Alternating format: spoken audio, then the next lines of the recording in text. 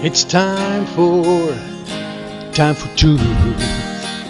It's time for truth. It's time for truth. It's time for truth. Aquí vamos a hablar de cómo han tomado el control de nuestra mente. Cómo es posible que lo hayan hecho tan rápido y de una forma tan eficaz, tan perfecta, porque es que personas en las que tú dirías que eran inteligentes, que tenían formación de golpe y porrazo, están abducidas. Esta parte la vamos a dividir en tres pequeños subgrupos.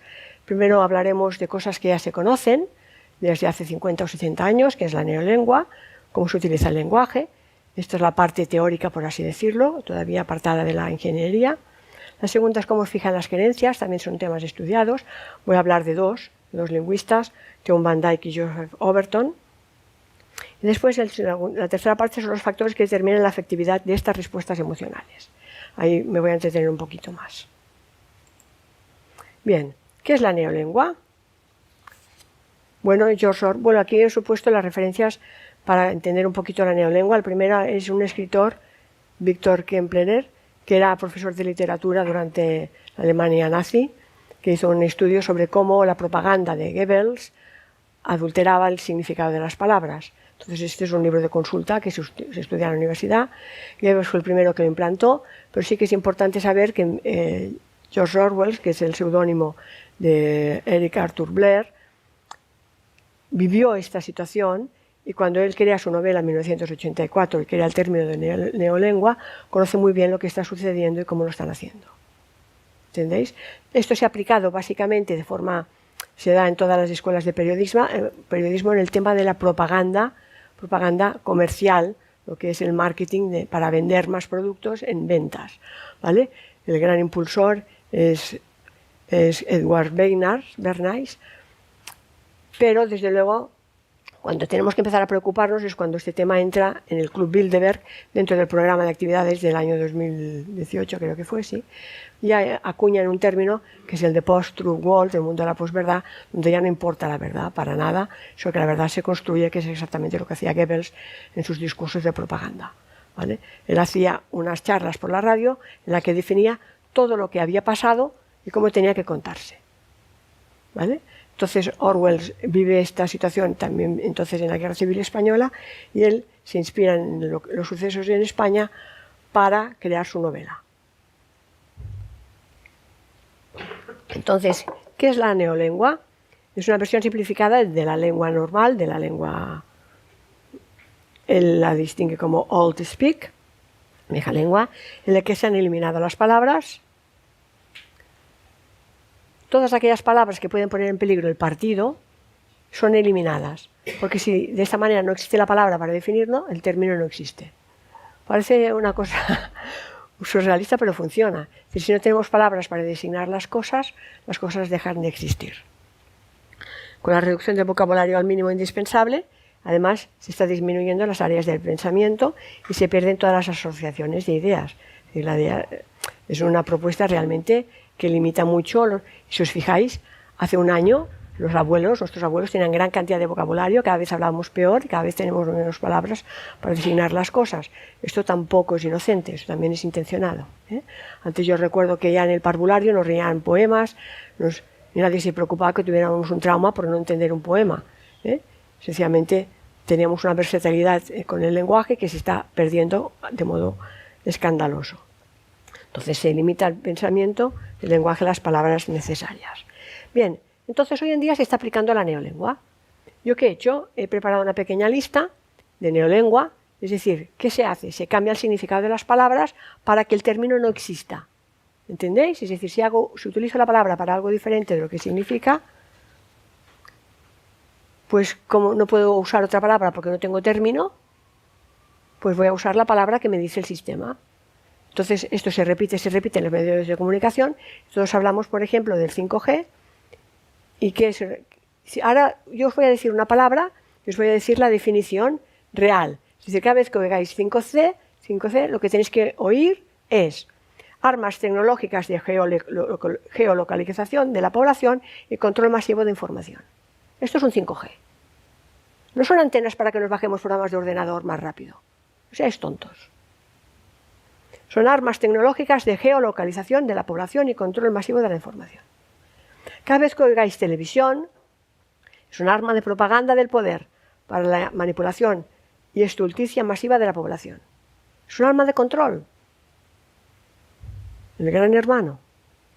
Confinamiento. Es un arresto domiciliario. Arresto domiciliario de la población para la restricción de todas las libertades. Cada vez que oigáis contagios, es éxito de las operaciones de rastreo. Un contagio quiere decir que las operaciones de rastreo han funcionado. Porque cuando hay rastreo, aparecen los contagios. Debilitamiento de la economía. Es una grave crisis económica por cierre obligado de empresas. Es decir, la economía no se debilita sola. No tiene un problema de salud. Tiene un problema intencionado de cierre de empresas. La desescalada. Golpe de Estado por capítulos. La educación pública es el igualitarismo de formas y adoctrinamiento obligatorio. Ahora el adoctrinamiento se hace en la educación pública y es obligatoria para que nadie se escape. Enfermos, persona sumida en un estado de miedo aterrador. Enfermos asintomáticos, persona sana a quien el Estado intenta convencer de que está enferma. Estado de alarma, acto mediático decretado por el poder para el control mental y emocional de la población. Franja horaria, toque de queda. Mascarilla, bozal para callar seres humanos, que impide la libre comunicación y respiración, base de la salud, símbolo de obediencia y sumisión. Ministerio de Defensa, es el Ministerio de la Guerra. Ministerio de Sanidad, es el Ministerio de la Enfermedad. Nueva normalidad, es nuevo orden mundial globalista y tecnócrata. OMS, Organización Mundial Terrorista contra la Salud. Pandemia, plandemia, plan elaborado para el control social mundial para la aplicación de la Agenda 2030. PCR positivos, personas que han dado positivo en un test sin especificación. Políticos, piratas. Positivos activos, enfermos que presentan algún síntoma que sea asociado al COVID-19. Rastreo, control policial por geolocalización. Rebrote, aumento de controles PCR. Cuando aumentan los controles empiezan a salir positivos. Sanidad pública, abuso dictatorial disfrazado de defensa de la salud. Saturación de hospitales, medidas de reducción de la atención sanitaria a la población. Pues están saturados, porque no nos atiende nadie. Servicios públicos, obligaciones que anulan los derechos y libertades individuales. Vacuna, inyección génica para la consecución de la Agenda 2030. ¿Entendéis? Es decir, te usan un eufemismo, una palabra para que parece significar cosas, pero de hecho están ocultando su verdadero significado. Bien, voy a necesitar los papeles, veo que no puedo leer tan lejos. Vamos a hablar de los dos grandes estudiadores de la manipulación social a través del discurso público. Uno fue Theo Van Dijk. Él explica cómo se diseña de forma clarísima el pensamiento dominante para que va a fijar las creencias de la población. Esto se diseña con años vista. Después se utiliza la autoridad de expertos. Expertos afines al sistema, desde luego, que van a ser profesores universitarios, periodistas, políticos. Son personas que van a repetir el plan diseñado por la élite que está en este momento en el poder. El control de los medios de comunicación. Esto hace años que se sabe, que están todos comprados y vendidos y todos están informados por la misma fuente. Se generaliza y se aplica de number games. Bueno, esto es muy divertido, ¿no? Cuando empezáis a sentir cifras y cifras y cifras que no sabemos ni de dónde han sacado ni nada que las contraste, pero parece que esto da seriedad al discurso. Entonces, cuando empiezan a hablar de enfermos y de muertos y todos son cifras, es para marear, para que parezca que están dando información. Después, el otro método que utilizan es la explicación causal de causa y efecto, como que todo tiene una causa y un efecto, cuando no es así, y se inventan un relato, una narrativa, para tratar estas aserciones como si fueran hechos reales, que es otra falacia. Y evidentemente se tergiversa el significado de las palabras, como ya os he mostrado. Bien, el otro analista importante es Joseph Overton. Esta información la he sacado de la página de Luis Segura, que me la han facilitado unos amigos, muy interesante. Él describe cómo es una teoría política, cómo se puede llegar a convencer a la gente de cualquier cosa. El ejemplo que utiliza Luis Segura es el del canibalismo, ¿vale? Que es algo impensable, es un tema tabú, que parece que no se acepta. Pues cómo van haciéndolo para pasar de lo impensable a lo radical, pues se convierte en algo radical, pero así se puede hablar ya de ello, después de lo radical a lo aceptable, de lo aceptable a lo sensato a lo popular, y de lo popular a lo político, para ya legislarlo y aceptarlo. Entonces, claro, hablar de canibalismo nos queda como un poco lejos, porque es verdad que podemos aceptar y buscar, y veríamos hasta dónde llegamos, ¿no? Podríamos aceptar que ciertas prácticas a lo largo de la historia han aceptado el canibalismo, pero yo quiero tocar temas más reales. ¿Qué pasa si hablo de monarquía, por ejemplo? Monarquía. Bueno, hace unos años la monarquía era un tema intocable. No salía nada del rey, no sabíamos nada de sus amantes ni de sus robos. Estaba prohibido, era un tema tabú. ¿Vale? De golpe y porrazo se pasó de lo impensable a lo radical. Es decir, se empezó a dar noticias de sus aventuras, de sus negocios, incluso sale el caso Nos. ¿Entendéis? Se empieza a hablar de lo malo de una determinada actitud del rey Juan Carlos, el que era el rey Juan Carlos. De lo radical a lo aceptable, y de lo aceptable a lo sensato y de lo sensato a lo popular. Ahora estamos en esta fase, os lo estoy diciendo porque os voy a enseñar noticias que os voy a demostrar, donde ya se está cuestionando la monarquía. Es decir, primero no se podía tocar, un tema intocable, después se nacen incluso y se invitan a la política partidos republicanos para que se pueda debatir de este tema, pero están absolutamente pactando con el otro lado para pasar de lo aceptable a lo sensato y de lo sensato a lo popular. Es decir, ahora ya se puede hablar, los medios de comunicación hablan abiertamente del tema, es decir, estamos en el punto 4. Y ahora les enseñaré por qué estoy diciendo esto. Porque me interesa poner ejemplos muy tangibles, porque si hablo de canibalismo me diréis, bueno, esto pasaba en África, como que es algo lejano. Yo quiero poner ejemplos concretos que nos tocan en nuestra sociedad actual. Bien, el punto 5 es el siguiente que nos queda, que va a ser preparar el terreno, porque claro, cuando llega lo político solamente sirve para legislar. Los políticos están aquí para hacer leyes que les defiendan a nivel legal todas las trapicherías que hacen, todos los trapicheos, ¿vale? Entonces, de esta forma se establece todo lo que es legal, ya es ley, ya es incuestionable, pues este es lo que quieren llegar, ¿no? De momento ya han cambiado la Constitución para que pueda ser la propia reina una mujer, y está en el punto 5, pero os voy a usar algunos ejemplos como esto. Bien, seguimos. Muy rápido porque tengo mucho para contar, Bien. Para que estas respuestas emocionales de la población sean efectivas, se utilizan, aquí he puesto 6 puntos, 6 factores, que os voy a mencionar, que son muy conocidos. Esto se trabaja mucho en PNL, pero os vamos a decir seguidos para que veáis que hay muchos, es decir, que no usan solo una técnica, sino que los están aplicando todos y además de modo sistemático. El primero es la indefensión aprendida, la disonancia cognitiva, el enfrentamiento de grupos, recordad la imagen, el grupo de pertenencia a la parte profunda del inconsciente. Se utilizan las metáforas, muy potente, la herramienta más potente, porque entra a nivel inconsciente directamente. El lenguaje de la posverdad, que también hemos hablado un poquito, y las técnicas subliminales. Ahí os voy a dar alguna sorpresilla. Bien. ¿Qué es la indefensión aprendida? La indefensión aprendida es cuando se convence a la población de que no podemos hacer nada para cambiar las cosas. He puesto este dibujo que me parece absolutamente genial. Aquí es un experimento científico que hicieron con unos monos, en los cuales pusieron 5 monos en una habitación, una escalera y arriba había una cesta con plátanos. Entonces, cada vez que un mono intentaba subir la escalera para coger los plátanos, les daban una ducha de agua fría. ¿Qué pasa? Que a cabo de un rato los monos dejaron de intentar subir a la escalera. Al cabo de un tiempo, introducen un mono nuevo. Traen un mono nuevo que no sabe de qué va el tema. El mono, cuando ve los plátanos, como loco, sube la escalera. ¿Y qué hacen los demás monos? Le pegan para que no suba la escalera. Ya no hace falta ni que pongan duchas. Es decir, los monos han aprendido que cada vez que intentan subir la escalera reciben una ducha de agua fría. Llega un momento en que ya no suben la escalera y ya no, ni siquiera lo intentan. Pero tanto es así que cuando viene un mono nuevo e intenta subir la escalera porque él no lo sabe, le apalean y le pegan para que no suba la escalera a coger los plátanos. ¿Qué es lo interesante? Que si no cambias un mono, que los vas cambiando de uno en uno, cada vez los demás aprenden el comportamiento, incluso el mono que era nuevo, también empieza a pegar al nuevo que ha venido ahora que pretende subir la escalera para coger plátanos.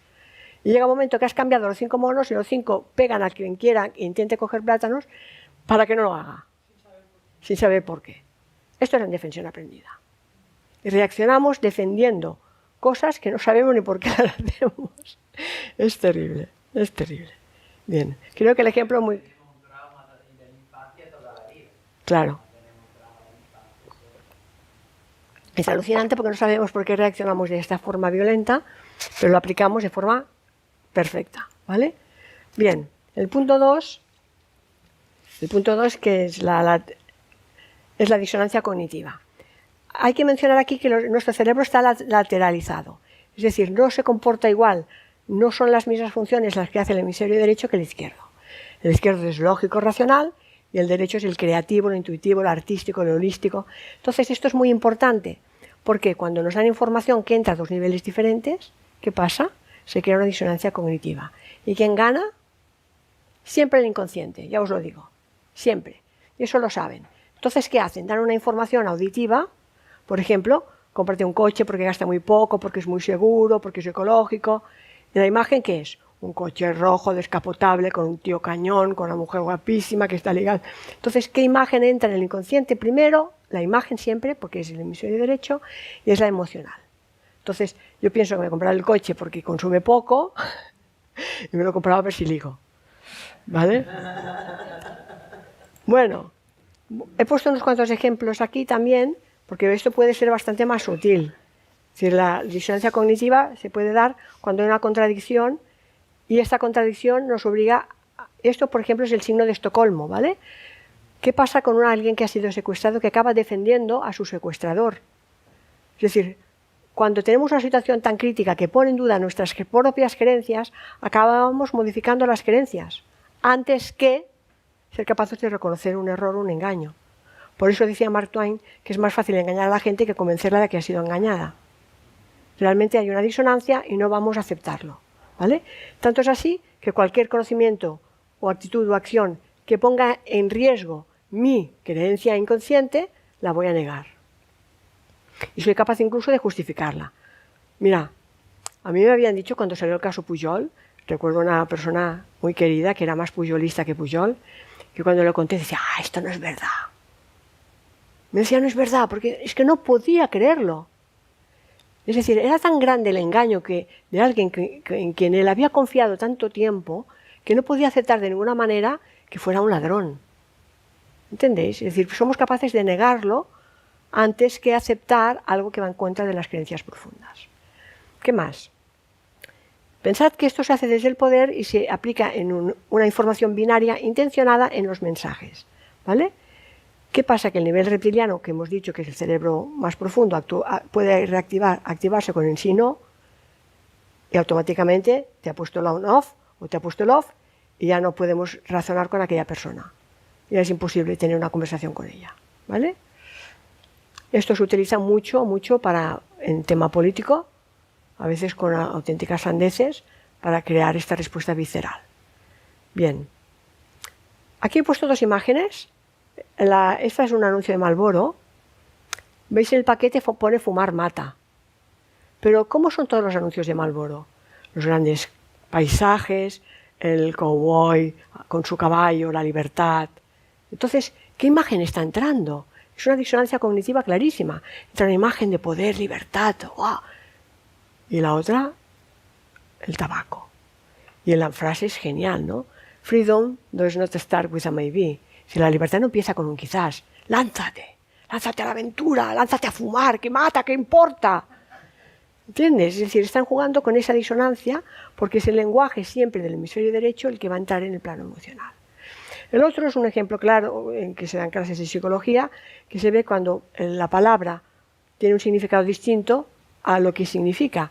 He puesto el ejemplo de los colores porque es lo más evidente. Si te pongo la palabra verde pero te la pongo en rojo, Y ahora te lo digo rápido, señálame dónde está el color verde, me vas a señalar la palabra verde, si eres auditivo, y si eres visual me vas a encontrar el color verde porque vas a ver el color antes que la palabra. ¿Entendéis? Esto es una disonancia clarísima. Es decir, la palabra pone una cosa y el color es otro. La palabra rojo está escrita en verde, la palabra verde está escrita en azul. ¿Te das cuenta? Entonces esto se puede hacer intencionado y se puede hacer bastante daño con estos temas. Vamos. Los enfrentamientos por los grupos de pertenencia. Esta ha sido la píldora mágica de los partidos políticos. Si el divide y vencerás, que nos implantaron desde los romanos, ¿vale? Entonces, siempre se va a crear dos grupos. Por eso, siempre van a la provocación. Y ellos tienen al servicio del poder la policía, ¿vale? Entonces, no entréis en provocaciones, por favor. Porque no estamos ahí, no estamos aquí para eso, tenemos demasiadas cosas importantes que hacer. Intentaré convenceros de que dejéis los posicionamientos radicales, porque la falta de respeto es intencionado, porque van a provocar el enfrentamiento entre grupos de pertenencia, buscando la respuesta emocional. Y si os acusan de opositores, de conspiranoicos, de negacionistas, no os lo toméis como nada personal, por favor. Es una técnica de manipulación. Entonces, no os sintáis ofendidos. Tenéis que ver cuál es la intención que hay detrás de la ofensa, ¿no? ¿Puedo decir algo a este respecto? Sí. Para mí, cuando me lo dicen mucho, digo gracias. ¿Por qué? Porque esto quiere decir que estoy despierta y sé lo que está pasando. Y si tú estás todavía en el sueño y no te das cuenta porque me juzgas de conspiranoico o lo que sea, pues triste para ti. Para mí es un cumplido. Sí, pero te digo la verdad, ellos no pueden hacer otra cosa. Están abducidos. Entonces, pienso que hoy la charla mía pretende no solamente darnos herramientas para salir de ahí, sino también para comprender a los que están atrapados. Porque están atrapados realmente. Se está haciendo un proyecto de hipnosis, como os voy a explicar ahora, a través del lenguaje. Por eso es tan importante la charla que estoy dando hoy. Bien, el tema de las metáforas. ¿Qué significa la metáfora? Volvemos aquí al cuadrito mío. La metáfora significa que utilizo algo conocido, visible y presente para describir algo no visible, sensorial y metafórico. Entonces, en el lenguaje de las noticias que estáis oyendo todos los días por televisión, yo no, porque no tengo televisión hace más de 10 años, pero los que todavía escuchan la televisión, se habla, estamos en situación de pandemia. ¿Qué es una pandemia? ¿Qué era una pandemia antes?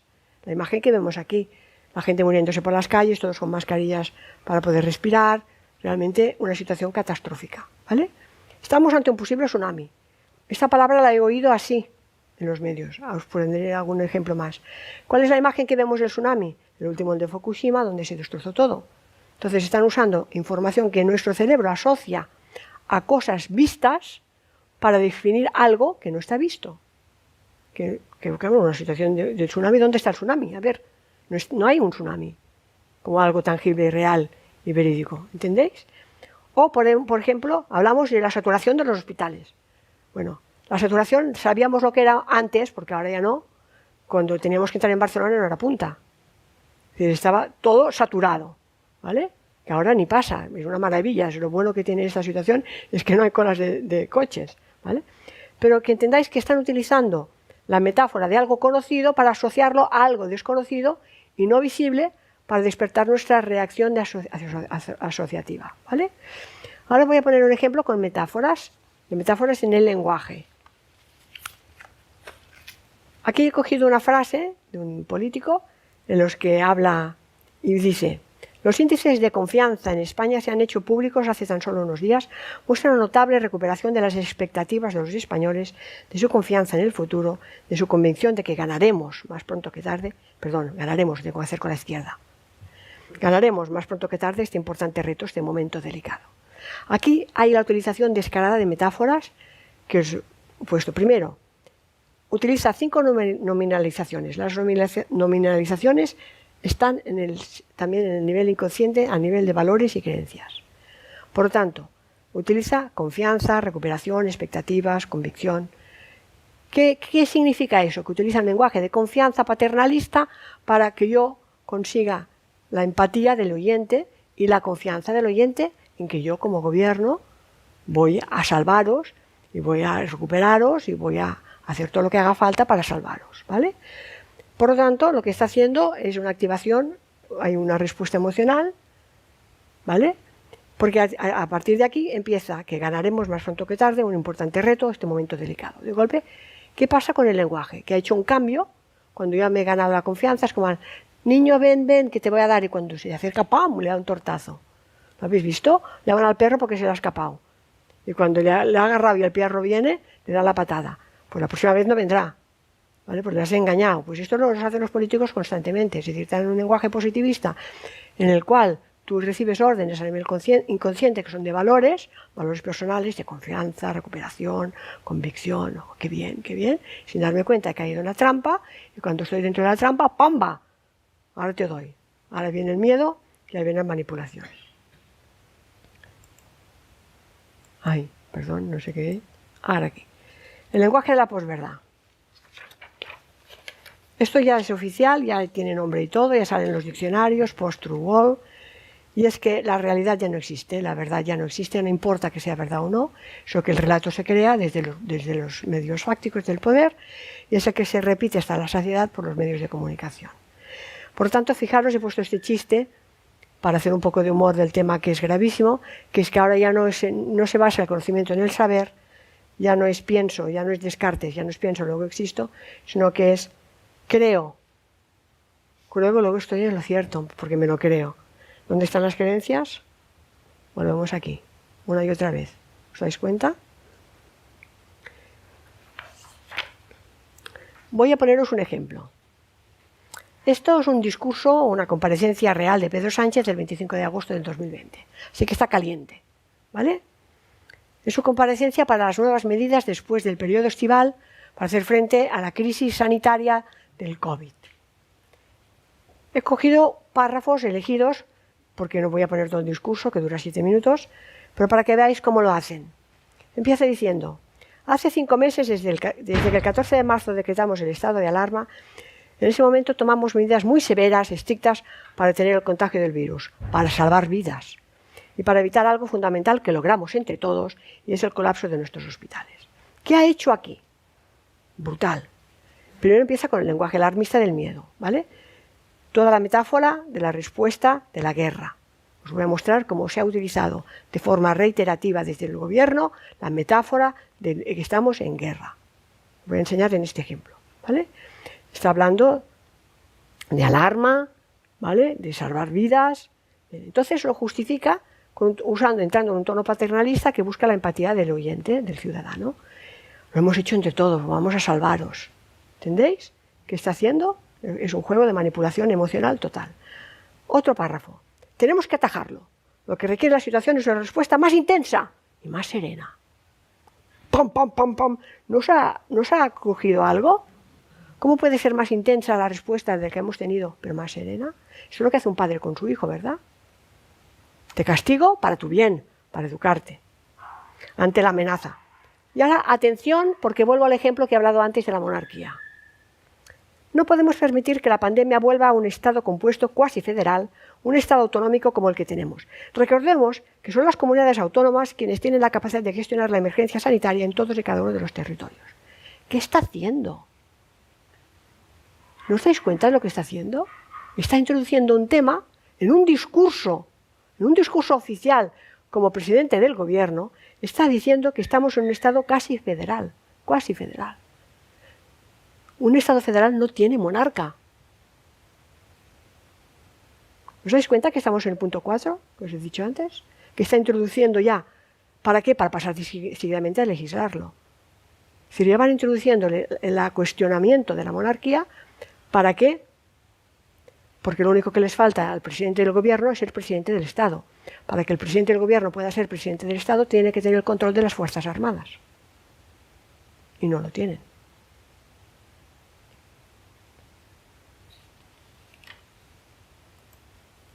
Seguimos. Nos va a dar las 3 medidas que ha implantado el gobierno para salvarnos de esta terrible crisis. Pensamos todos que nos dará medidas de cómo estar más sanos y más saludables. Pues mira, la primera medida no lo es así, lo siento. La primera propuesta son las Fuerzas Armadas. van a cazar los virus a cañonazos. ¿Por qué? Porque lo que hacen es sacar todas las Fuerzas Armadas, en primer lugar. Les comunico que el Gobierno de España va a poner a disposición de las comunidades autónomas efectivos de las Fuerzas Armadas para realizar labores de rastreo. Hay 2.000 militares capacitados en técnicas de rastreo. ¿Qué? Segundo, aquellas comunidades autónomas que no dispongan de suficientes rastreadores pueden confiar con nuestro respaldo. Vamos a apoyarlos, ¿vale? De las Fuerzas Armadas de nuestro país. La formación específica para la detección precoz, la vigilancia epidemiológica del Ejército ha incluido procedimientos específicos en la identificación del riesgo y en el rastreo de contactos, aislamiento y cuarentena en situaciones de COVID-19. Haciendo siempre hincapié, eso sí, en los aspectos legales de salud pública y en los principios éticos también. ¿Qué está haciendo? ¿Os dais cuenta? Es decir, para salvarnos de una crisis sanitaria de salud, en vez de hablar con médicos y expertos, nos manda a las Fuerzas Armadas. ¿Y a quién? A 2.000 rastreadores. ¿Qué es un rastreador? ¿Qué hace un rastreador? Sigue contactos. Y los va a sacar porque están especializados en situaciones de riesgo de rastreo de contactos. Nos está diciendo muy claro, y somos tontos si no lo entendemos, ¿eh? Seguimos con el discurso. España cuenta, y es un orgullo para todos y todas, es otra manipulación lingüística, con las Fuerzas Armadas modernas, profesionales, que hoy con este anuncio dan un nuevo paso al frente, como cuando se saluda, para proteger la salud de todos. Si nos van a proteger los soldados, nuestra salud, estamos a salvo, tenemos cañones y aviones y armada para defendernos. ¿Qué está haciendo? Somos un poco tontos. Fijaros el anuncio que he puesto aquí, es una noticia en el periódico, la segunda ola, otra vez una metáfora. Cuando hablamos de tsunami, de olas, ya nos vemos una ola que nos está inundando, ¿no? ¿Seguimos? Pues el Gobierno ya lo ha publicado, aquí tenemos la página del Ministerio, como Defensa explica cómo el trabajo de los 2.000 rastreadores. ¿Os dais cuenta de una cosa? ¿Por qué no habla el Ministerio de Sanidad? El tema de la salud ha pasado a Defensa. ¿Y nadie se ha dado cuenta?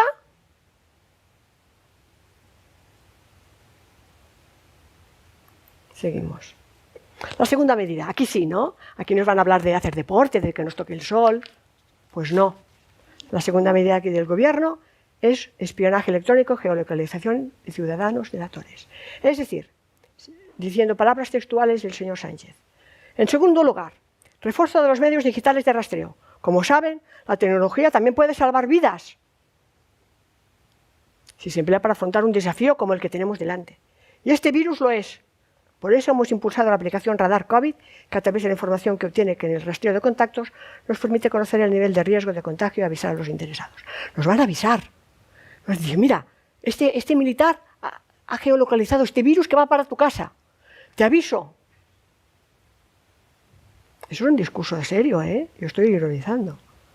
¿Os dais cuenta de lo que están haciendo? Entonces, todo se basa en un vaso de datos, en una base de datos. ¿Recordáis lo que he hablado del programa de Microsoft? El Big Data, para tenerlos a todos geolocalizados, evidentemente con nuestra complicidad y con la complicidad de todos nuestros vecinos, que se convierten en patriotas. ¿Por qué? Porque son ciudadanos cómplices que nos van a denunciar, como hicieron con los judíos. Si no llevas la mascarilla, si sales de casa cuando no se puede, etc. Bueno, vamos a la tercera medida. No, perdone, tengo que decir que ya se han puesto las pilas, ya están haciendo la nueva ley de telecomunicaciones. Sí, para que ese rastreo pueda ser absolutamente brutal y masivo, el Ejecutivo que nos lo dicen con palabras muy suaves. Este anteproyecto de ley de telecomunicaciones es para mejorar la comunicación con el ciudadano. Este es el eufemismo, la neolengua. Pero de hecho, ¿qué están haciendo? Es usar todas las redes sociales para poder realizar alertas públicas en casos de grandes catástrofes. Segundo punto. Y de verdad, ¿qué están haciendo? Es intervenir las redes. Clarísimo. Telegram y WhatsApp podrán ser intervenidos en cualquier momento por esta nueva ley de las telecomunicaciones. Y esta es la segunda medida del Gobierno, pero ahora viene la tercera y esta sí nos va a salvar, ¿verdad? La tercera medida apoyada por el Gobierno va a ser la que trate la salud, digo yo, porque si la primera era militar, la segunda era tecnológica, la tercera tiene que ser la de la salud. Pues no. La tercera ley son medios legales. ¿Para qué? Para que la propia comunidad autónoma, porque recordáis que estamos en un estado federal, casi federal, pueda ser quien decrete el estado de alarma. Estamos en guerra, no lo olvidéis. Entonces, ¿qué va a cambiar? Si ya no es el Estado quien da las órdenes, sino las comunidades autónomas, que el factor policial cambia y se va a cambiar las multas y penalizaciones por prisión. Por prisión, por cárcel. Entonces no hay ninguna sola medida de estas grandes medidas que ha tomado el gobierno que dependan de salud y de sanidad. Se depende del Ministerio de Defensa, de la Armada, se depende de las tecnologías y se depende de la legislación. Y este es el discurso público, ¿eh? Bien, vamos a las técnicas subliminales que yo les llamo los trucos orwellianos. He puesto 4. Son muy divertidos, ya veréis. Los lemas, la escenificación, los arquetipos y los símbolos.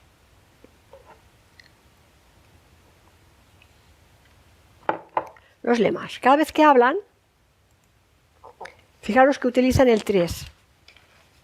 Siempre utilizan los lemas, siempre tienen 3 expresiones. Quédate en casa. O yo me quedo en casa. Cuídate, cuídame, cuidémonos. Eso lo decían por el tren. Cuidad, cuiden, cuidémonos. Que se parece un poco al póntelo, pónselo, pero vamos, refiriéndose a ponte la mascarilla. Por mí, por todos, por ti. Este es el del ministerio. Mantén la distancia, lávate las manos, piensa en los demás, siempre 3 unidades. No lo tires por la borda. Otra vez la imagen del barco, de las olas, del tsunami. Fíjate, es una metáfora clarísima. Este virus lo paramos unidos. En este caso, el anuncio del gobierno, este virus está en amarillo, lo paramos unidos en negro. También los colores son importantes. Todos juntos contra el COVID-19. Salimos más fuertes. Este es el último que están utilizando más. A veces la frase es un poco más larga, es un sintagma. Mantengan el uso de la mascarilla, la distancia interpersonal y el lavado de manos. ¿Por qué utilizan el 3? Es un tema de fuerza. Es decir, cuando un niño es pequeño, quiere hacer algo difícil, ¿qué hacemos? 1, 2, 3, salta. Esto funciona a nivel inconsciente. Es más fácil recordar 3 ítems que muchos más. Entonces, cuando te doy 3 y se repiten constantemente, esto se fija en las creencias. Por tanto, sirve para implantar creencias en el cerebro. Han tenido la gran colaboración de todas las campañas de marketing de todas las empresas habidas y por haber. Para fomentar el distanciamiento, aquí tenéis marcas como Audi y Coca-Cola, que han separado sus logos, siempre unidos. Han puesto ahora las partes de los aros del Audi separados y las letras de Coca-Cola. Tenéis también algunos de texto, como Play Inside, Play for the World, que es una variante de quédate en casa, para el bien del mundo, ¿no? Es de Nike. Veis aquí la de Starbucks, que se ha tapado la boca. Esta de aquí es la del Banco Bilbao Vizcaya, en la que tiene una caída de consultas por internet a las 8 de la noche. Y eso está fomentando los aplausos a los sanitarios. Estas son muy buenas, las dos hacen referencia a mayores. All life matters, es decir, las vidas de los viejos importan. Y ponen, ¿quién más? Pues uno de los caracteres carismáticos por excelencia, que es el abuelo de los Simpson, ¿vale? Entonces, la campaña ha sido brutal, a todos los niveles. Bueno, pasamos al punto 2. Este me encanta. La escenificación. ¿Recordáis los informes? No solamente el lenguaje. Esto es sembrando el terror. Es una escenificación para sembrar el terror. Estamos en guerra. Aquí veis la metáfora bélica en su tutiplane, con el campo semántico que usaban decretar el estado de alarma, la emergencia sanitaria, el confinamiento, la guerra, la victoria, la batalla, el frente, las armas, los compatriotas, el enemigo, las amenazas, lucha, el combate contra el virus. Todo es vocabulario semántico relacionado con la guerra. Y esto cada día. Pero con una escenificación, con militares y policías uniformados, con todas las condecoraciones habidas y por haber en sus trajes. ¿Pero qué es esto? ¿Cómo es que la gente no le da un ataque de risa? Es que no entiendo. Es tan descarado, es tan abrumador, ¿vale? El siguiente elemento importante es este señor. El rey Felipe. Tuvieron que hacerlo salir, claro, porque, como hemos dicho, la diferencia entre el jefe del gobierno y el jefe del Estado es que no tiene el control militar. Algo está pasando aquí. Hicieron salir al rey, fijaros el rey Felipe, sentado en una mesa, con mascarilla, guantes y el uniforme de campaña del ejército de tierra, y detrás el escudo del mando de operaciones con el lema Custodiae Pacis, que significa que somos los guardianes de la paz. ¿Mensaje más claro? ¿De qué estamos hablando? Y en su discurso el rey, otra vez utiliza el 3, a la cúpula de la militar de las Fuerzas Armadas, les habla de apoyo, gratitud y orgullo. Otra vez estamos en el 3, estamos en los valores. Fijaros que siempre se utilizan 3 palabras para enfatizar una situación, para fijar esta creencia, ¿vale? La lucha contra el coronavirus, dispuestos a servir en cualquier lugar y momento. Entonces, es un constante esta escenificación tan planificada para conseguir un efecto de pánico y de terror en la población, que estamos en guerra.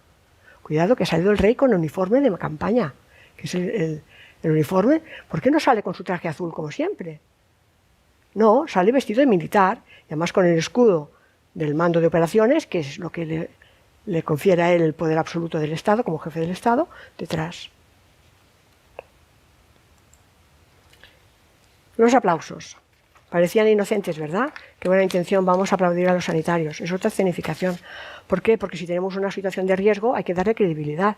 Entonces, si la gente se está muriendo por los pasillos, tenemos unos héroes que son los sanitarios. Pero la escenificación está muy pautada. Cada día a las 8. No vayas a aplaudir tú cuando te apetezca. ¿Vale? Entonces es otro escenario que se crea específicamente para controlar a la población y además vigilar quién sale, quién no sale al balcón, qué vecinos son los que no están aplaudiendo, y los tengo apuntados, y cuidado, que este ya es peor que independentista, es que este ya no aplaudía cuando el confinamiento. Bien, vamos a los arquetipos. ¿Qué son los arquetipos? Así, no sé por qué no lo tengo este.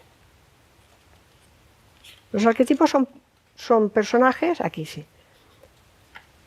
Son palabras que tienen en nuestra psique una asociación. Entonces el arquetipo todos los entendemos, el cobarde, el valiente, los entendemos, ¿no? Son arquetipos.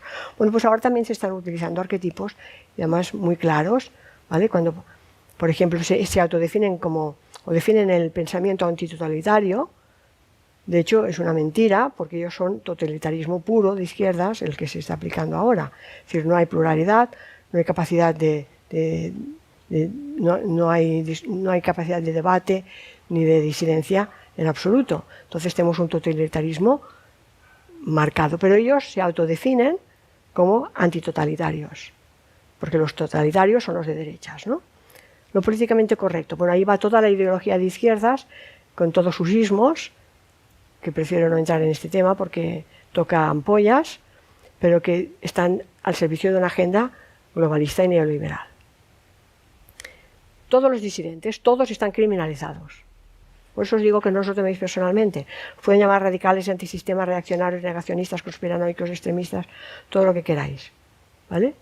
Es una forma también de utilizar un arquetipo para asociar una imagen a un concepto. Los luchadores por la libertad son ellos, claro, son los socialistas, socialismo verdadero. El eje del mal, que según Orwell eran los rusos, ahora no, ahora el eje del mal son los otros, los que no dejan que nosotros implementemos la Agenda 2030, porque la Agenda 2030 lo va a solucionar todo. Los expertos, ¿vale? Es otro arquetipo que ellos utilizan, pero que realmente es una sola opinión, es un desprecio absoluto por la verdad, y está en el servicio del totalitarismo. Las fuerzas del orden, que tiene gracia esta expresión, ¿eh? Las fuerzas del orden es la policía. Qué gracia, ¿no? Son los que ponen orden a base de leña. Bien, las víctimas no existen, nunca. El tema de los sanitarios, que como habéis visto son los héroes, y los patriotas, que ahora son los delatores. ¿Sabéis vosotros lo que significa, de dónde viene la expresión fe dissabte, en catalán? No se puede traducir al castellano. Fe dissabte es hacer sábado, pero tiene otro significado completamente distinto. Es cuando en casa se hacía la limpieza en los sábados. ¿Sabéis de dónde viene? De los judíos. Porque los judíos no pueden trabajar en sábado, entonces los que hacían el dissabte eran judíos. Y así se les delataba. Entonces los que no hacen dissabte son los judíos. Pues ahora el que no sale a aplaudir, el que no hace determinadas cosas, es un radical, antisistema, reaccionario, negacionista, conspiranoico y extremista. Estamos usando nuestros propios vecinos para denunciarnos y esperemos que la cosa acabe aquí, porque puede ir a peor. A veces los arquetipos pueden tergiversarse de un modo casi surrealista. He puesto solo un ejemplo, pero los hay a montones. Quiere decir que a veces la palabra está asociada a un significado, como la palabra soldado, ¿no? Pero significa una cosa distinta y nuestro cerebro la entiende. ¿Vale? Nuestro inconsciente, de nuevo veamos el inconsciente. Pues el ejemplo de la palabra soldier, en inglés, que nos dicen que viene soldare, de la paga, que era el salario y la sal y todo este rollo, que quien se lo crea, ¿no? Pero en realidad está formado por dos palabras, que es soul, que es alma, y dire, que es morir. Por tanto, un soldado es el que va a morir, es la alma que va hacia la muerte. El solduri en latín o el morituri. A veces al morituri te saludan, solduri te saludan, los que van a morir, porque antes se ofrecían para distraer a los romanos poderosos, los que iban a morir, los gladiadores. Entonces, a veces el lenguaje es así de perverso. Creemos que estamos usando una palabra con un significado porque la han tergiversado con la neolengua, pero de hecho el significado es completamente distinto. Y nuestro cerebro está entendiendo el lenguaje originario. Los símbolos. Aquí los tenemos. Fíjate tú, qué bien que se entienden todos, pero qué bien están hermandados. Todos llevan el símbolo de la Agenda 2030. Son los 17 colores de la Agenda 2030, que aquí los tenéis en este pin, que lo lleva Sánchez, pero lo lleva también el Rey, lo lleva Pablito y lo lleva las Rimadas. Todo el mundo va con la Agenda 2030. Entonces está clarísimo que los partidos son una herramienta del poder para tenerlos entretenidos en los enfrentamientos, pero que ellos están todos a uno por la misma agenda, todos, absolutamente todos. ¿Vale? Entonces, uno de los símbolos es el PIN, la Agenda 2030, incluso el logo del PSOE lo han cambiado, ahora lo podéis ver en la página, está sacado de su página web, le han puesto el simbolito del arco iris este. Bueno, el símbolo para mí más dramático de todos es el de la mascarilla. Esta es una portada que supongo que habréis visto estos días mucho, que se ve como el control nos lo tiene el poder, pero fijaros la derecha y he puesto los 3 símiles. Nos han convertido en perros. ¿No os preguntasteis por qué durante el confinamiento los únicos que podían salir eran los perros? Primero, con todo el tema de esterilización que están haciendo la gente, están queriendo que derivemos nuestros afectos hacia los animales. Porque si ya no tenemos niños, porque los niños traen muchos problemas y somos demasiados. Pues venga, cómprate un perro que podrás salir a pasearlo. Pero es que nos hemos convertido nosotros también en perros, porque llevamos el bozal, la vacuna y el chip. Entonces es mucho más la mascarilla que lo que parece. Es el bozal, claramente, para que lo podamos respirar, para todos los casos de hipoxia, todo el tema sanitario, que ya se habrá hablado estos días pues muchísimo, pero además es todo un símbolo de sumisión. Ahora somos sus perros. Y esto es lo más grave de todo. Fijaros en esta imagen. Cuando el padre pone la mascarilla a su niña. Fijaros la mirada de la niña. Se confianza absoluta por su papá. Su papá es su héroe, su salvador. Y el papá, ¿qué está haciendo? Le está poniendo la mascarilla. Es como un acto de consagración. La de terapia que tendrá que hacer esta niña de mayor para sacarse esto de encima. Porque confió en su padre. Su padre le puso la mascarilla el primer día de colegio. ¿Qué le está enseñando? Obedece, cállate, no puedes respirar. Pero le está enseñando todo esto. En un acto. Mira la mirada de la niña, que es como expectativa, miedo y a la vez me lo hace mi papá, ¿no? It's time for two. It's time for two. It's time for two. It's time for two.